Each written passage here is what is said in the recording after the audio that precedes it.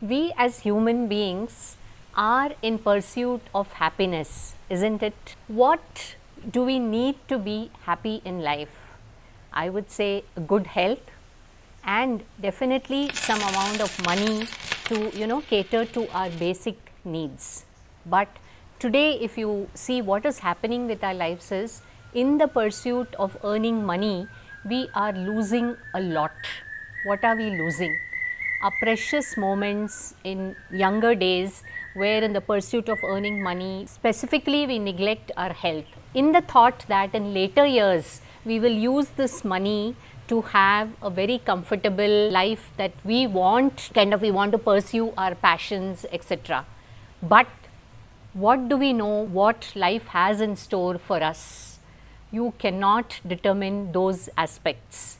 So when you have money, would you have good health to enjoy the money that you have earned? What I personally feel is, live each moment of your life to the fullest and identify what you are passionate about, and let's not waste time in pursuing our passions. In this context, it gives me immense pleasure to introduce you to a very close friend of ours, Commander Rajesh Janardhanan, an Indian Navy veteran who quit the Navy and presently pursuing his passions. He is extremely passionate about yoga and he is a certified yoga trainer. He is a wonderful biker too, and now I leave Rajesh to explain more about his passions in this special podcast of Munch Mull. Namaskaram. Namaskaram Rajesh, and welcome to this episode on Munch Mull. Thank you so much. It's a pleasure. There you go. So there's Rajesh.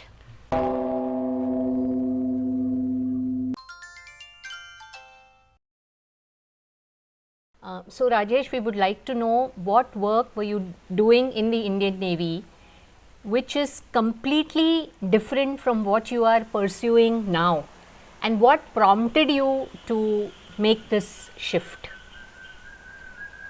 Okay, I am a marine engineer. Okay. So the Navy employed me essentially to take care of the technical aspects of running a ship, keeping it fighting fit Okay. and seaworthy. Okay.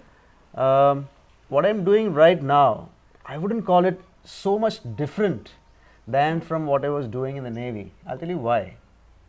While in the Navy, I was keeping the ship seaworthy and fighting fit. Okay.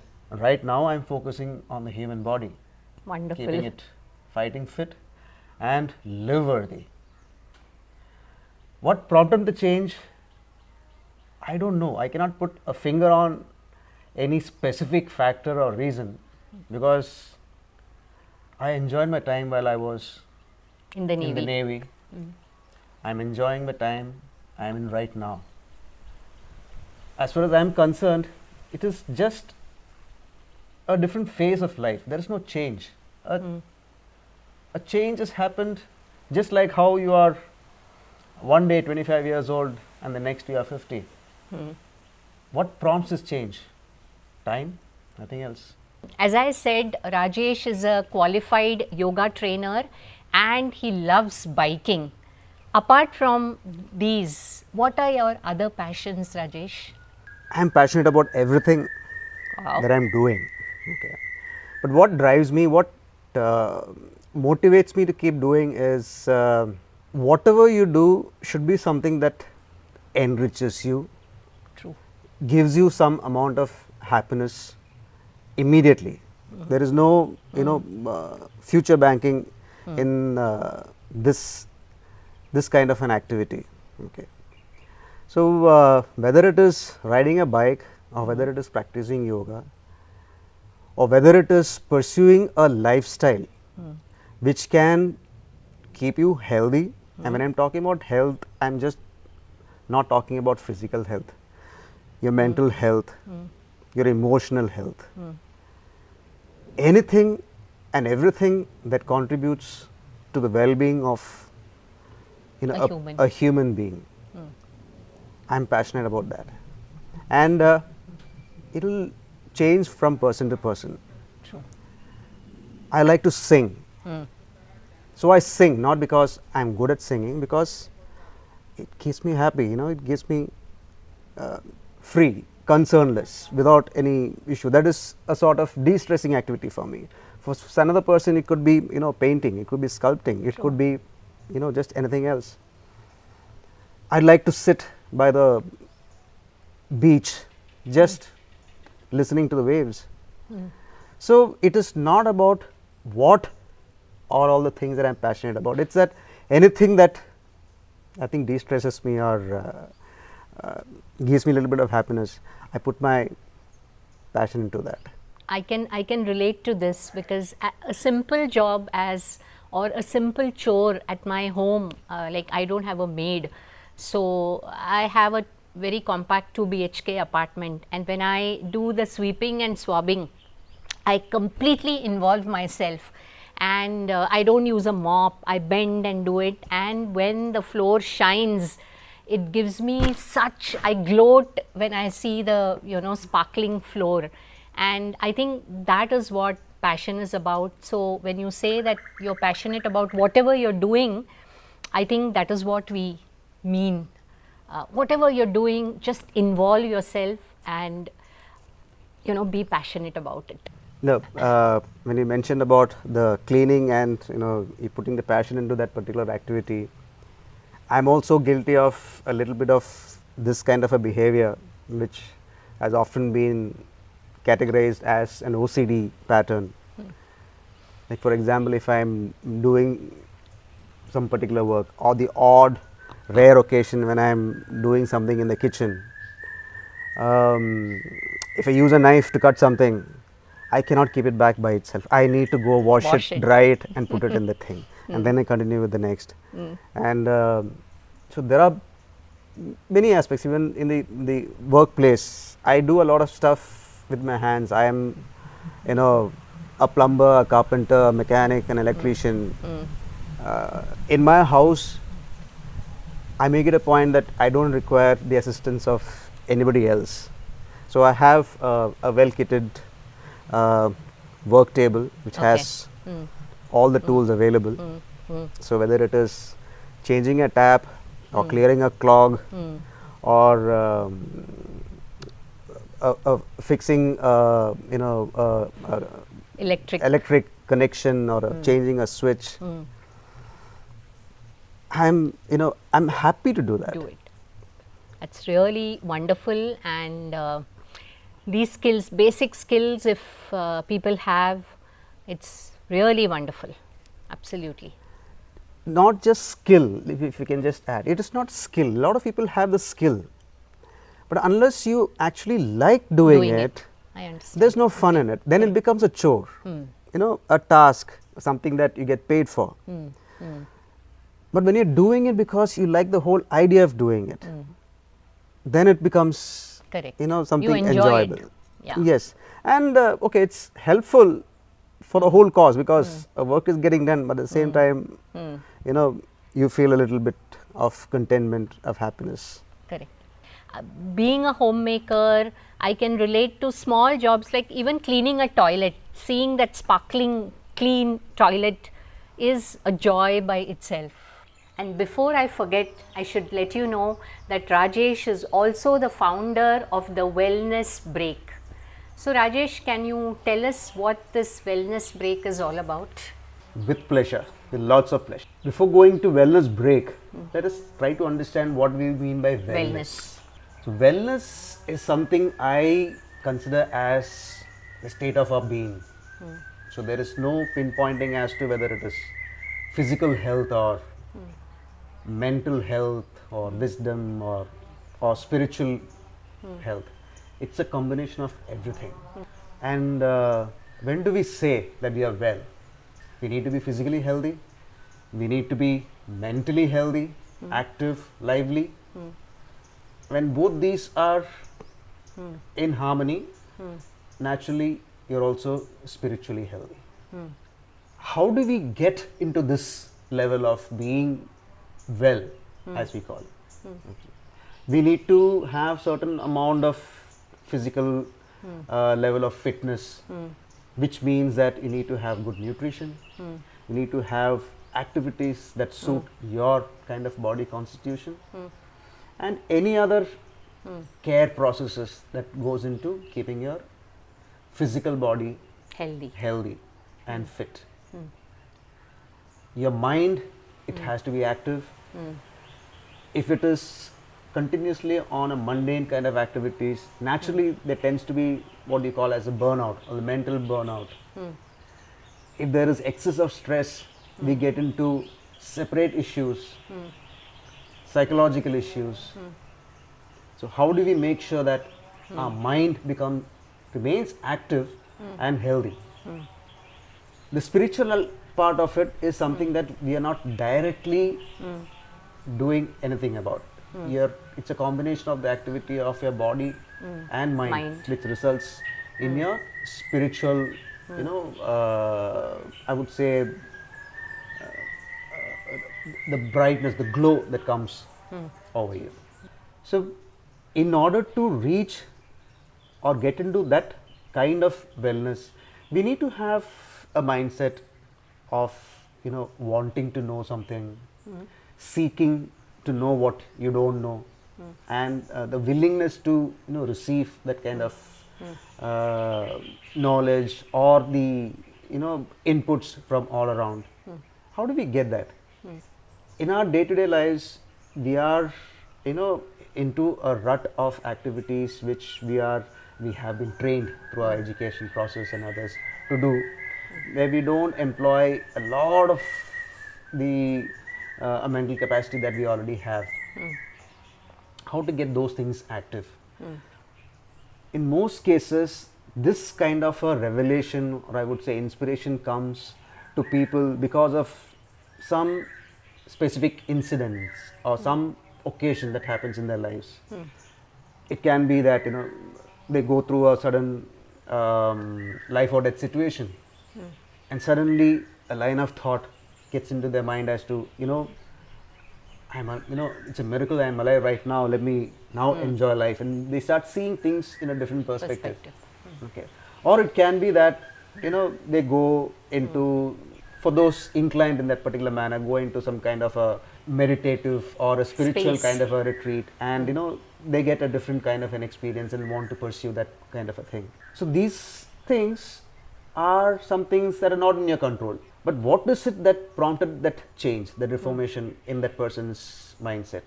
The environment that he was in at that particular time when that incident happened. So I thought, if we can create such kind of an environment, is it possible for us to have a change in the way we have perceive things and perceive things? It is towards that I came up with something called as the wellness break. Okay. So now you've set a wonderful context to the whole concept of the wellness break. Now definitely my viewers would be more curious to know more details about this. Okay, as I mentioned, if we have to have such kind of a transformation in our lives, how can we create a similar kind of an environment? So I thought that if you are in a place that just being present in that particular location, if it can de-stress you, how much would that matter to a person?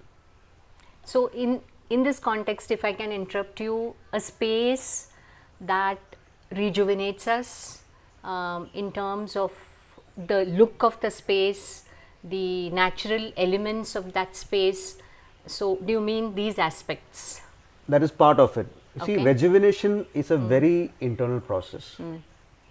So what rejuvenates each of us differs. It's different for different people.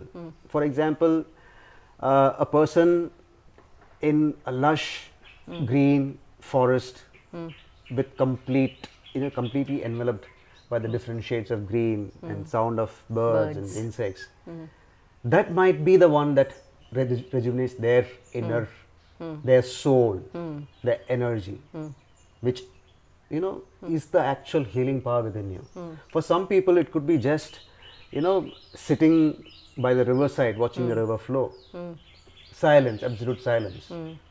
and yet for the third person they could be sitting on the beach listening to the rhythmic sound of the waves. So what is the ideal solution differs from person to person. Or even for that matter, in an aesthetically constructed place like, let's say, this. Very it's true. so beautiful. I Very mean, true. Very true. so aesthetic. So just sitting here would be a rejuvenating experience for me. Absolutely. See, every structure, every place has a certain energy about that place. Where, when you enter that place, if you're in tune, if you're in sync with it, automatically you feel good. Else, you won't feel good. That is an entirely different chapter altogether. But coming back to the wellness break, what I thought was, depending upon who are the people who are looking to go to take that break, if I can find the right kind of location which can distress them, if I can provide the right kind of activities for them to do which will distress them, makes them rejuvenate physically, activates their mind, those parts of their brain which otherwise remained redundant and unused in their normal course of life, give them the right kind of nutrition, right kind of food which will support their healing process within, instead of stressing it further. Give them a schedule which is natural to the healing process. Get them into that schedule for a duration that it creates or rather begins the process of healing. Will I get the same kind of the change or the thing starting inside? I strongly felt so. Why I say I strongly felt so? Because I tried it. And anything that I suggest to my guests or the clients, I wouldn't do it if I hadn't experienced it. Very true. The whole idea of wellness break came from this. Okay, if I have to now create this, in the current world, if you see, you ask anyone to come for say a nature retreat or an Ayurveda retreat, they'll say they don't have the time, they don't have the money. And let's see, when the requirement comes, then we'll think about it. Fair enough, because when you say that this particular retreat, wellness break or wellness retreat, is like something that you have to take specifically, as then you have to earmark a budget and time and all these things, where you don't have it, because you have your normal working days, then you have your festival holidays you have to spend with your family or friends, then you have your vacation time when you need to go to the vacation spots and spend money and time out there. Where is the time for this particular thing? Hospitalization are, it is not planned. How can you plan hospitalization? Because that is the way people are viewing at, this wellness breaks or Ayurveda Panchakarma therapies. These are all considered as periods of hospitalization, something that you do if you're unwell. The idea of doing a periodic maintenance like you do to your car 5 lakh car or a 1 lakh vehicle doesn't strike you as important as you should do to you. I accept that also, because that is how we have been brought up to think, conditioned to think. So I gave him this option. He says, you go for your vacation, or you take your a weekend, a 3-day weekend, or there are some holidays coming, they add a couple of days of leave along with that and take a 5-day off. And typically you will go either to Goa or to Munnar or go to Shimla or go to Mussoorie, a touristy place. The choice is very apparent in people, because you'll either take the coast, as I mentioned, a beach, because that's the immediate appreciation of somebody as to, that is where, it gives me happiness, freedom, or being away from regular rut of life. And what do you do after going there? The idea of vacation or celebration or enjoyment is to get into a continuous, activity of either eating, drinking, followed by drinking tea and coffee and alcohol. It is a continuous process of binging, consumption of some kind of the other, and you have those late night parties, you sleep very, very, very late, which eventually makes you tired, very tired, wake up with a big hangover, wake up late, And over a period of time, this particular feeling has begun to become identified with, that's what celebration is all about. If you don't have a hangover, you haven't celebrated well. And also I think when people travel to tourist places, a lot of time is spent on hip hopping those spots which you are supposed to go and see, you know, in any place. Yes, yes. It's like tick marking, okay, these are the places that I have to Absolutely. visit, and you go there, okay, tick mark, tick mark. Absolutely. And so, you know, yeah, it has become a kind of a, you know, fixed notion that unless you do this and this and this and this, you're not enjoying yourself. my holiday is incomplete. Okay, what I actually feel or experience is irrelevant, but you need to have you know, visited these 3 pubs, you need to have gone to this particular, you know, disc, you need to have danced till 3 a.m, you need to have consumed 5 shots of, you know, this particular thing. If you haven't done all that, what have you experienced, what have you know, enjoyed? I know. In this context, I remember an incident where a neighbor of mine, you know, she had gone to probably Nainital or up north for a holiday. And after she came back, she related, Sujata, पहले दिन हमें कुछ 8 spots, they had arranged a car and they had to cover 8 spots. So breakfast खा लिया और हम लोग तो 9 बजे निकल गए और शाम को 5 बजे मैं आई और I had a terrible headache. And she ended up puking, and the next 2 days were just completely gone. So I'm just wondering, is this an idea of a vacation or a holiday that we would like? Unfortunately, that is the case right now. So what is the alternate to these, you know, periods of holidays or vacation? What I suggest to people is that the days, the budget, the time that you are earmarking for your vacation, it can be with your family, it can be with your friends, or it can be just by yourself. Do it in a manner that is going to make you feel better. When I say make you feel better, after spending, say, the 5 days or 7 days of vacation, at the end of the vacation, you should be pepped up. You should be full of energy to take on the world when you go back to the work or whatever.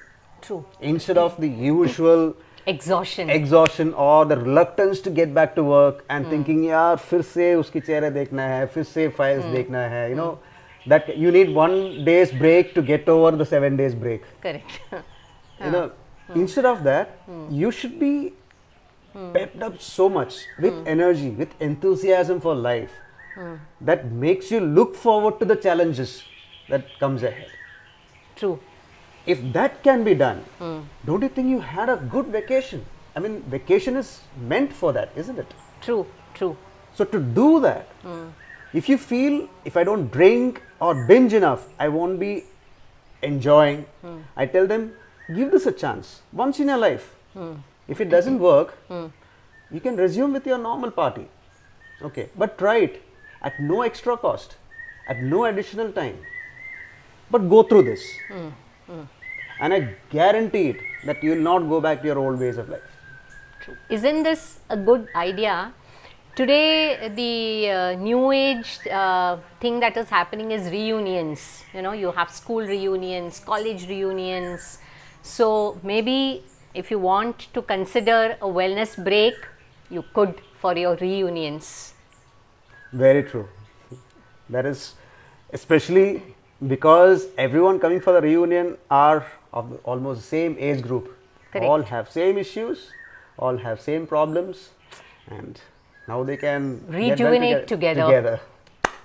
Now, Rajesh, as you said, in your wellness break, you plan it in such a way that it's a lot of activity based, and then there's yoga and there's food aspect, healthy food aspect. Now, in case I want to get a group of senior citizens, let's say 70, 75 plus, yes, and for them to experience this way, this will be the ideal way for them to get into this kind of a rejuvenative mode of life. Because see, the way I make the grouping is based on certain similarities. It can be in terms of age. Okay. It can be in terms of a commonality of purpose. Commonality of purpose, I say, for example, you have startup entrepreneurs. Okay. Each of them have their challenges to undergo. they want to probably bounce off their ideas. Maybe they would like a different out of the box or a different perspective to their line of thought, which might help them in their particular thing. Or it can be just a group of women. It can be women entrepreneurs, it can be women who wants to just homemakers, a group of homemakers who wants to just go and again reconnect with themselves. Absolutely. So all these groupings are done deliberately. It is not random group of people that is put together like any other holiday thing that is going on. There is a certain pattern in which the group of people are brought together for this wellness break. It is created such that the group itself should generate enough amount of positivity and the energy which makes them enjoy that period that they are it could be together. any group, na? Mother, daughter, mother-in-law, daughter-in-law. It could be anything, and Rajesh will tailor make it for you. Absolutely, absolutely. That's fantastic. So Rajesh, what are the other unique experiences that participants could look forward as a part of the wellness break? See, wellness break, apart from being an alternate vacation, a healthy side of taking a vacation, is also that it is designed to create a certain sense of awareness. Awareness about how you can keep yourself healthy, how you can keep yourself fit, and a few other aspects which will create that curiosity in your mind. For example, you might have a one-day workshop on, say, Ayurveda, which creates that awareness of what Ayurveda is, which removes a lot of myths and misinformation that is prevalent among Ayurveda is the science of life, right? Or how do you define Ayurveda? Ayurveda is what you said is the science of life. Okay. It is not a medical stream or anything. It is life. Workshop on yoga, because again yoga is right now the latest fad. So it is being marketed as a way of losing weight or getting back your figure, or it is much more than that. Yoga is a way of life again. Clearing these misperceptions and workshops for as divergent topics as you can have astronomy or we can have photography.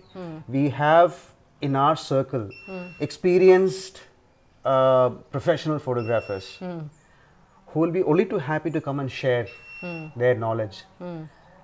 Knowing that there is a difference when you're teaching a class of people who are aspiring to be photographers and a group of people who are passionate about photography and who likes that the artistic aspect of it. Okay, we can have workshops on traditional arts, music, dance, kolam art, cooking.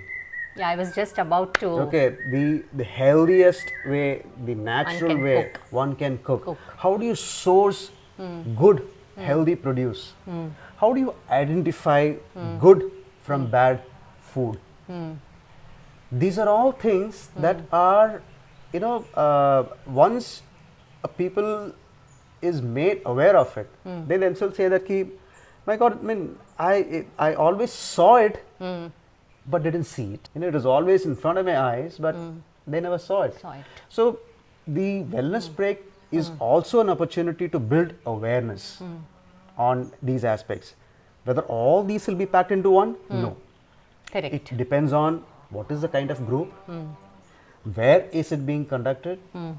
If it is a cold climate area, we will not have any Ayurveda therapy or something. But if it is a coast, a nice humid area, we'll make each one of them experience an Ayurveda, an oil massage. Experience it. And then you take a call on how you want to take it ahead in your lives. So it is not just walking along the beach and or strolling around in the forest or eating good food. Differ. There is something that is going to activate your mind also, make you think. Those aspects of life which you thought was meant for somebody else. Is mera kaam to, my number is just to do the accounting. I am not interested in all these things. We also have art therapy, where you have paper, paints, pastels, crayons, everything. जो आपको करना है कर लो. Let's see your creative side of it. There is nobody to judge. There is nobody to criticize. The colors you pour onto the paper is what you are. It sounds so incredible, and I think each of you who's watching this podcast should share this with your family and friends. And if you need a tailor-made kind of a wellness break, you can get back to us. So this kind of ambience is a lovely place for yoga retreats, where it's out, open, exposed to all the elements of nature. We just need a clean place to stay and some good vegetarian food, healthy vegetarian food to eat while we conduct our retreats. So what do you have to say about that? I completely agree. The food is an essential and an important aspect of the wellness breaks. Okay, so I'll give you an amusing anecdote which I had with one of the retreats which I held. Okay. This was a small family of 4, elderly couple, their son and their daughter-in-law. They're all hardcore non-vegetarians, and I was also given to understand that the elderly gentleman didn't think much about. They were basically staying abroad, and probably because of that they didn't have a much high opinion about Ayurveda. Okay. It's in like, let's not regress, and let us not lose touch of reality. Allopathy is what the thing is. I am alive right now because of allopathy, and things like that. He is a heart patient. He's got diabetes, and he takes a bunch of medicine in the morning and in the evening, and he sincerely believes that he is up and about because of allopathy. So I said, okay, I mean, it's good if you think, but you've come here for an experience, so give me an opportunity just to put across something that if you don't like, you can always let go. But if you do, then it is an option that you have in hand. He said, Rajesh, I need my eggs in the morning, and okay, if you can't give me any non-veg in the afternoon is fine, but dinner definitely I need. And again, I just smiled at him. I didn't say no or anything. I just told him, just go through the first day. If you feel that you're unhappy, you're not satisfied, I will give you the best of chicken biryani that you want to have. Okay. So we reached the resort. One other thing is that he said, I don't like people touching my body. I don't like oil on my body. So my whole intention of giving him the Ayurveda experience, I was thinking in my mind as to how will I put it across to him. But nevertheless, we came to that place. I spoke to the Ayurveda Vaidya separately and told him, see, this gentleman, he has certain reservations. Okay, so let us break it out slowly to him, give him a gradual understanding of what Ayurveda is about. So he also understood, okay, this is how it is. So the first day it started off with the wife. She was keen on taking a massage. So she was sent to have a good abhyangam. And the gentleman, the Vaidya suggested, we'll have a Shirodhara for you with buttermilk. Okay. It's cooling. So Shirodhara is where they buttermilk is poured. Yes, it is poured in a small trickle continuously. Okay. From your forehead it goes back into the head. Okay. It's very cooling, it's very relaxing. The first response was, will it spoil my dress and all this, and if I'm uncomfortable, can I get up and go? He said, yes, everything. He says, if you're uncomfortable at any point in time, we can stop. You don't have to remove your clothes, and you don't have to do anything. He said, okay, I'm willing to try. So he went and he came back after 45 minutes.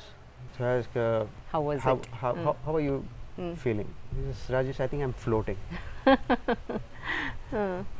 So I didn't laugh. I just, so you enjoyed it? Yeah, I think it was nice. It was good.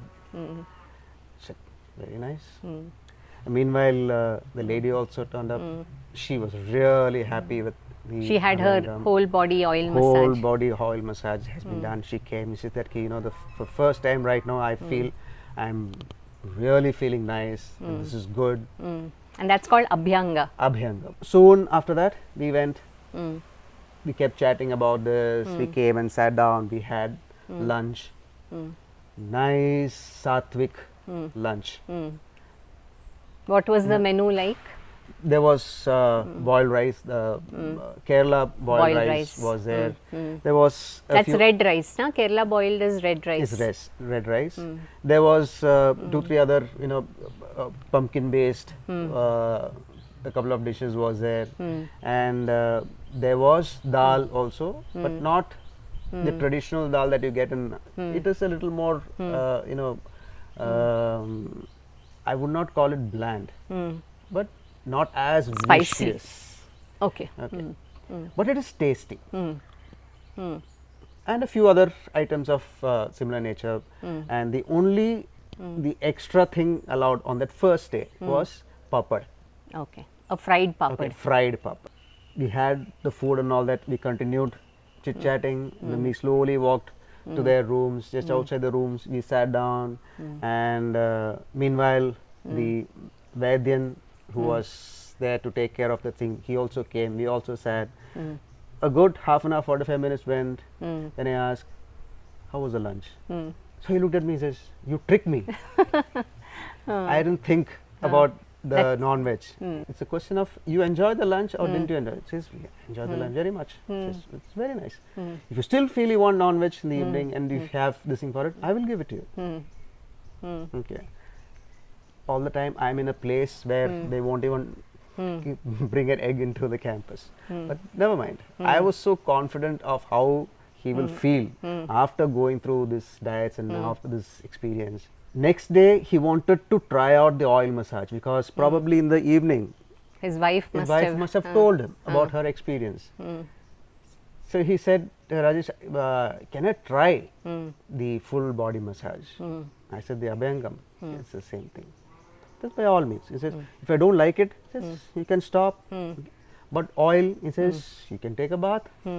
He went, he had the Abhyangam for the first time in his life. He is 82 years old. 82. For the first time, he had a Abhyangam, an oil massage.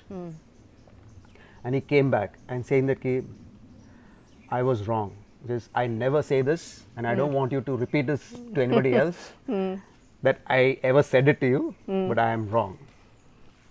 So that means age is no bar for newer experiences in our life, and I think we should not consider age is an obstacle. Yeah, you're right. So we should never consider age as an obstacle to experience different experiences of life. Yeah, absolutely.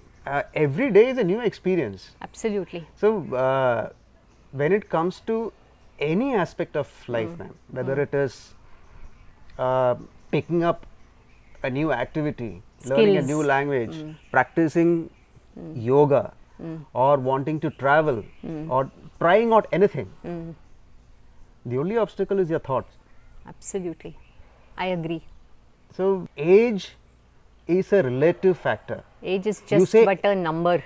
Yes, we say that you're too old to do it, assuming that I'm going to die tomorrow. So be safe till the time you die. What a young person also dies. Should he stop doing everything in life? So do the activity that you are able to do, and do the activity that you feel that you can do.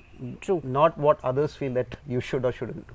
True. And also, when you say you've aged, and at that time you want to experiment with a different diet, that is all for your benefit. That, you know, we think that a healthy vegetarian diet or a lifestyle change, be it at any age, it will have a positive difference in your life. Absolutely.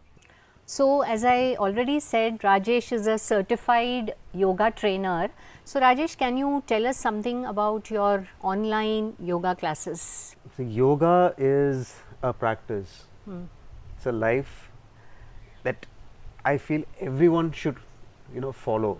Because if you're practicing a yogic lifestyle, you're on a permanent wellness break. So with that intention, with the idea of one, exposing people to yoga, and then providing them perpetual support in practicing yoga, and also for people who need specific help in terms of therapy or any specific health issue, which yoga can help out with. Wellness break, we are creating a platform wherein we have a live yoga sessions, yoga classes that happens round the year. Okay. Currently it happens thrice in a week. Okay. We have a session which happens in the morning, another group session which happens in the evening. Okay. And people with different time zones, it could be Europe, it could be US, it could be Australia. There is a separate grouping according to their particular time zone, where again we have these sessions. Okay. And apart from these group sessions, there are people who are not very happy to practice in a group. So if they so desire, they can have individual private sessions at a mutually convenient time. So that can be done. Okay. And as I was mentioning, for therapy, you have specific medical conditions. Not just medical conditions, I would say physical conditions. Okay. For example, postnatal, just after delivery, to get back into shape, and then people who have issues with arthritis. Arthritis is not a medical condition, it's a physical condition which needs to be managed. And lower backaches, diabetes, morbid obesity. So these are people who will find it difficult to join with the group practice, because there will be many things that they're unable to do in the group practice. There are also many things that they should not be doing, which is done in a group practice. So unless there is an expert supervision, they should not be doing many things. Okay. One more aspect of this online yoga is that while yoga is a simple practice, before getting into any kind of yoga asanas or breath work or any kind of such things that is going to alter your energy, you should get the assistance or the supervision or somebody who is experienced in it, who has gone through, who has practiced it sufficient enough to guide you. Trying to practice yoga, looking at a book or video. You have videos coming out there. It may be an unpopular opinion that I'm voicing, but I would definitely not recommend it. For an experienced practitioner, if they want the guidance of a seasoned practitioner who's come up with a YouTube video, that is okay. But a beginner, a novice who is just getting into practice, should not be following a video or a book in order to start his practice with yoga or do regular practice yoga. Invest a little bit of time, maybe a little bit money, go to a yoga studio. Yeah. Or if that is not possible, join a live class. So my platform was essentially to provide that particular support. opportunity. Yes.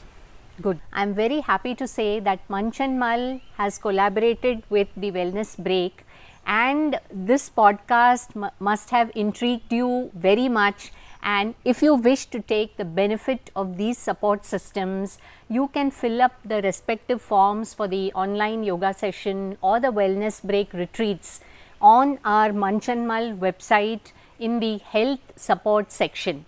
You will also find the forms in the description box of this podcast. Signing up for a online yoga class, or for that matter signing up for the Wellness Break, is one step away. But I would like my viewers to have some takeaways from this podcast itself. So, could you share some takeaways for the benefit of our viewers? I mean, you have very rightly said, yoga, all these comes when you get up in the morning and have the mindset to do it. So that's a greatest stumbling block, I feel, getting up in the morning. I mean, we have all gone through that stage when we need to do something and we don't get to start it because we just can't get up in the morning. In many cases where people who have joined my classes initially and subsequently also during the conversation, they ask for the option of having the class in the evening. And I asked them, why do you want it in the evening? Because you are in the same time zone, you are in India. The always response is, I can never bring myself to wake up in the morning. So, no, I just can't do it. So, let me just tell you this as a very simple tip, which is, it is not a new invention. That is how nature has made us. We always look at making our schedule healthy from a wrong perspective. We look at it from the other end. If we want to wake up early, the first thing that we think of doing is sleep early. Sleep early, which always doesn't work so. Because our sleeping pattern has come about by when we wake. So, you may go to bed early. You may go to bed at 10 o'clock with the intention of early to bed and early to rise. But you will remain in bed, sleep eluding you till the time you actually normally slept in the last, preceding years of your life. You will, twist and turn, maybe watch something or read something, and eventually, maybe 12:30, 1 o'clock, you will drift out to sleep. Technically, you went to sleep at 10 o'clock. And then again in the morning, I tried sleeping at 10. I just couldn't open my eyes before 7:30 in the morning. So, I just can't do it. The way to go about is from the beginning. Your life in a day begins when you wake up in the morning. So, you set the time that you want to wake up. Okay, set it. Keep it 5 o'clock. Okay, set the alarm. Tell 10 people around you to wake you up, or people who will wake up before you or at the same time of you. Okay, and make sure you get up at 5 o'clock, not to do anything. And irrespective of what time you sleep, you wake up. Irrespective of what time you sleep. Okay, so 5 o'clock is sacrosanct. And for this to happen, you need to have a certain discipline that you say to yourself, no matter what, I will get up at 5 o'clock. Follow that particular time pattern for a week, 2 weeks. You will find that your sleep pattern automatically changes. You will be able to fall asleep earlier. You will find you will have more restful sleep because you are actually going to sleep at the time the body or nature has designed our body to sleep, to take rest. Our entire healing process within our body happens between 12 o'clock and 3 o'clock early morning. If at that time you are awake and your body systems are active, your body does not go into that healing mode. It remains active in the other activities. In the process, what happens? You wake up feeling dull. You are not refreshed. If you have been unwell or you are going through a recovery process of some kind of injury or illness, it takes a longer time for you to recover. All these are consequences of the sleep pattern, the wake and sleep pattern. So, my suggestion would be to try and see, don't take it for granted, try and see, set a waking time at 5 o'clock, follow it for a period of extended 2 to 3 weeks, then observe your sleeping pattern. And let me tell you, if you are able to religiously ensure this on yourself, enforce it, I will not say ensure, enforce it on yourself. The next month onwards, you will not have to be so harsh on yourself. It becomes a habit. Okay. So, for any good practice to come in place, I believe it comes in 3 phases. first is your disciplinary phase, where you don't like to do it, but you do it no matter what. That is a discipline. The second phase is your habituated phase. Consistency. Consistency. Whether you don't even realize what you're doing, but in any case, you'll wake up at 5 because you're habituated to do that. How many of us actually realize you're brushing the teeth in the morning? We don't. Does it feel good or bad? Nobody even bothers to check. It is a habit. Correct. Right? The third phase comes. The third phase is when you start enjoying that process. True. Okay. So you look forward to that process of getting up in the morning and feeling fresh. So regardless of what time you go to sleep or what activity that you have done, when you go to bed, you always go to bed looking forward to, okay, tomorrow morning is going to be good. Whatever is in my mind right now, I don't care. I've had a bad day. I've had a tough day today. But you know what? If I sleep, I know the next day when I wake up, I'm going to feel good. Good. That stage comes. When that stage comes, so any life-changing alteration that has to come in our lifestyle, it has to go through these 3 phases. Is it true that what I've heard is, whatever new you start, you follow it for a mandala. A mandala is a period of 48 days, and they say that every 48 days the cells in your body change. Very true. So any new thing that you start, minimum 48-day practice if you do it, there is a tendency for that to get set in your system. Absolutely. See, just like a mind, our whole body is a collection of memories. Each cell has its own memory. So if we have to change that memory, we need to go through that process long enough, as you said, that when our whole body changes and falls into the new pattern of life. So that is the reason why the initial reluctance, it is not just our mind's reluctance to say wake up in the morning. Your body will still not get up, you set the alarm for 5 o'clock in the morning, and the second, third day when the alarm rings, how many reasons you will search for to not wake up, to not get up. You're awake. Yeah. We just don't want to get up. Get up. Because our body is still in that memory resisting it of lying down till around 7:30. So to overcome that, we need to go through these stages. There is no shortcut in this. There is no sudden turning over a new leaf and suddenly you'll become correct. Something. But no, for that matter, I have always told my viewers and my well-wishers that there is no shortcut to good health. There is absolutely no shortcut to good health. And why take a shortcut? It is such a lovely process. This correct. Is life. When you start enjoying this life, enjoy the changes, enjoy what is going through, enjoy each and every experience that you're going through. Isn't that what life is? Experiences. Truly. Enjoying the process, enjoying the journey till you reach the destination, and then the destination itself becomes beautiful. So thank you so much for sharing this precious tip with me and my viewers. So Rajesh, can you share some of your interesting biking experiences? Sure. Biking for me, it's like a form of meditation. Okay. Because when I'm on the bike, when I'm riding, and I'm sure this must be felt by lots of others also while they're riding on a two-wheeler. It's very different when you're driving a four-wheeler. All your attention is on the current scenario of what is happening, because you need to be absolutely alert, be aware of your immediate surroundings. If you have to be, safely riding on the road, you feel the environment because you're not enclosed in an air-conditioned cab.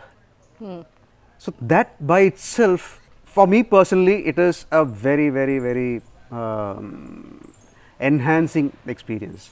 The temperature outside has its other consequences, because sometimes what happens, you are too engrossed, you're too involved in riding, in enjoying that experience, you don't realize how harsh the climate around is, the weather is. So, being from the south and having done most of my ridings in the south, it's inevitable that I had to deal with the heat. So, there have been times when the temperature outside is 42 plus and I had to ride and I realized everything is hot. The road is hot, my hands, body feels hot, the seat, the bike feels hot. So, I had to stop after every hour or so wherever I can find water. Wet myself completely. I just soak myself completely, and including my balaclava, my t-shirts, everything, and then put on the helmet without anything else, and then move on again. And within a span of 5 minutes or less, I am dry, absolutely crisp, dry again. But that is also an experience that it's terrific. So, what motivates you to drive in the peak of summer and heat? There must be something in you that drives you to drive in the peak of. What motivates anyone to meditate? The joy of it. And it's not very often, at least in India, to find someone at my age on a two-wheeler to roam around alone. So, you're saying you're old? No, I said my age. That's what I'm saying. Okay. Are you saying you're old? So, some people consider that as old. Okay. Some people consider it as even an infirm, age.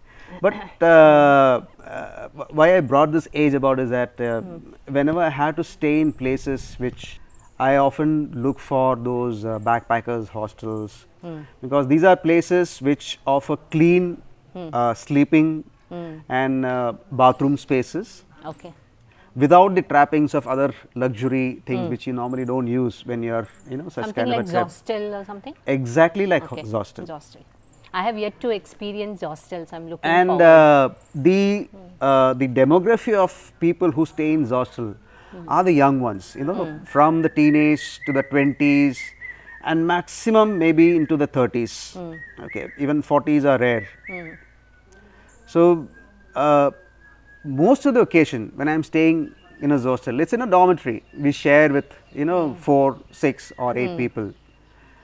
I would probably be the oldest resident in the hostel, or probably I would have been the oldest who would have stayed there in the last 1 month.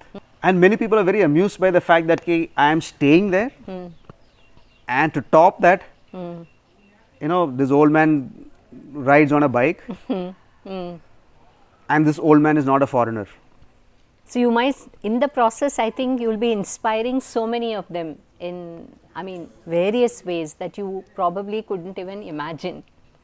I'm sure. Probably. But Sujata, the main thing is I am not here to inspire anyone.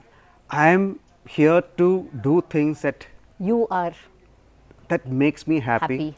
And riding the bike makes me happy. Teaching yoga makes me happy.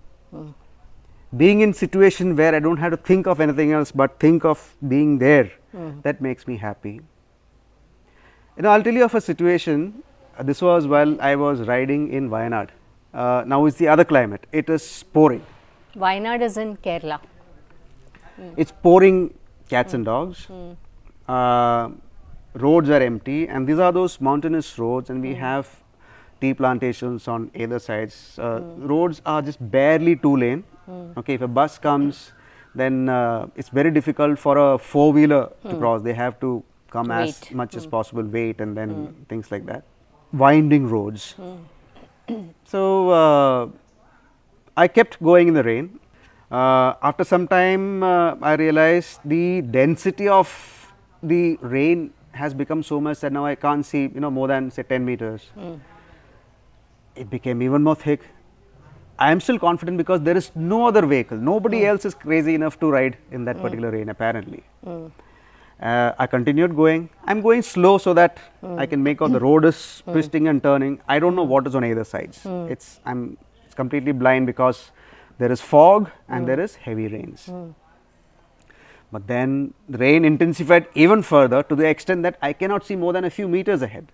That I said is slightly dicey because I don't know when the road is ending and the curve comes. So I am looking for some kind of a shape, maybe a tree or maybe something, nothing, you know. So I sat in the middle of the road on my bike, switched off the engine. I took my GPS, put it in the plastic cover, put it inside, and I sat in the middle of the road for minimum 15 to 20 minutes. In the pouring. In the pouring, there is no way to go. Okay. I just sat there and I swear I was smiling. Because I was thinking, what was I thinking when I started off? What did I assume that I am going to find? Okay, where do you think this was going? You know what, I was just loving that moment of being there. I don't know how long the rain would have continued. I don't know, where It's a moment this thing. of bliss. And despite all the waterproofing that I had, I was wearing my raincoat, my rain protection gear, my luggage had its rain gear and all that. But the deluge was so much that every bit of clothing and things I was carrying was drenched. Everything was drenched. I think that's what passion is all about. And so what would make you happy? Don't delay it by even a single moment. Do it.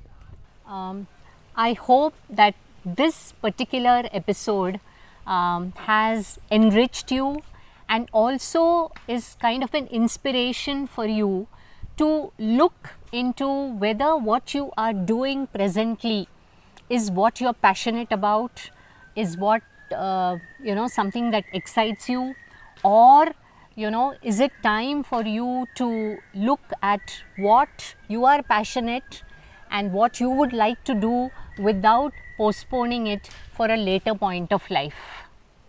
So thank you, Rajesh, for this extremely interesting and inspiring session, and it is an inspiration for me too. And would you have some parting words for our podcast audience? I would say this: don't take life too seriously. What we have today, right now, wherever you are, that's much more precious than you and I can ever understand. So start enjoying the thing that you're doing right now. It's not always necessary that you have to do things that you enjoy. If you start enjoying the things that you are doing, see that life becomes a little more easier, a little more enjoyable to live. There is nothing to wait for. There is although it's a cliched statement that live for the moment and there is no tomorrow, fortunately, unfortunately, it happens to be true. So stay happy, stay healthy, practice yoga.